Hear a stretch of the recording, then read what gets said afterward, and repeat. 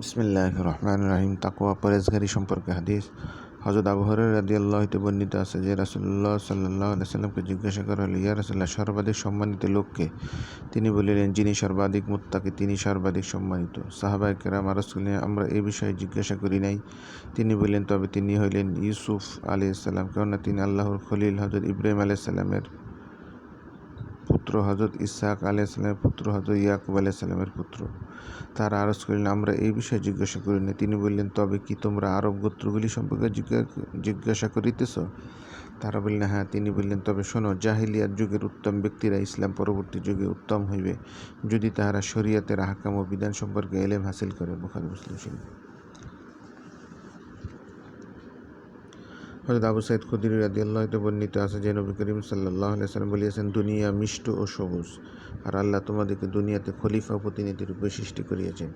তিনি দেখিতে চাহেন যে তোমরা কেমন আমল করো। সুতরাং দুনিয়া সম্পর্কে সতর্ক থাকিও এবং নারীদের সম্পর্কেও সতর্ক থাকিও, কেননা বনী ইসরাইলের সর্বোত্তম ফিতনা নারীকে কেন্দ্র করে হয়েছিল। মুসলিম শরীফ। হযরত ইবনে মাসউদ রাদিয়াল্লাহু আনহু হতে বর্ণিত নবী করিম সাল্লাল্লাহু আলাইহি ওয়াসাল্লাম এই দোয়া করিতেন, আল্লাহুম্মা ইন্নী আসআলুকাল হুদা ওয়াত তুকা ওয়াল আফাফা ওয়াল গিনা। হে আল্লাহ, আমি তোমার নিকট হেদায়েত, তাকওয়া, চারিত্রিক সুচিতা ও অমুখাফিক্কিতা প্রার্থনা করিতেছি। মুসলিম শরীফ। হযরত আদি বিন হাতিম রাদিয়াল্লাহু বলেন, আমি রাসূলুল্লাহ সাল্লাল্লাহু আলাইহি ওয়াসাল্লামকে বলিতে শুনিয়াছি, যে ব্যক্তি কোনো বিষয়ে কসম করে অতঃপর অন্য বিষয়কে উক্ত কসমকৃত বিষয় হইতে অধিক তাকওয়াপূর্ণ দেখিতে পায়, তখন তাহার কর্তব্য হইল তাকওয়াপূর্ণ বিষয়টি গ্রহণ করা। মুসলিম শরীফ।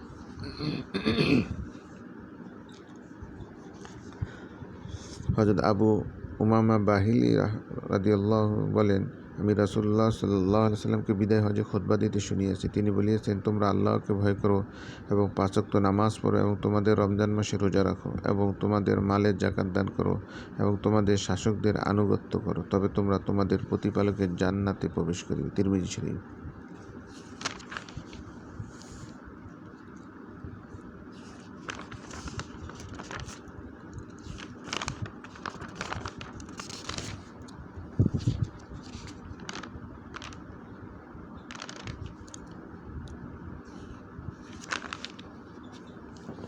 হযরত ইবনে আব্বাস রাদিয়াল্লাহু আনহু বর্ণিত রাসূলুল্লাহ সাল্লাল্লাহু আলাইহি ওয়াসাল্লাম বলিয়াছেন, আমার সামনে বিভিন্ন উম্মত পেশ করা হইল।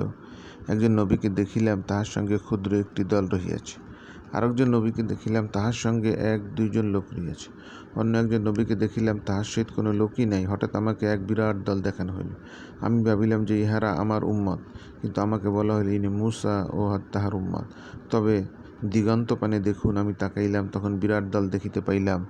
আবার আমাকে বলা হইল যে অপর দিগন্তপানে দেখুন, সেখানে এক বিরাট দল দেখা গেল। আমাকে বলা হইল, ইহা আপনার উম্মত।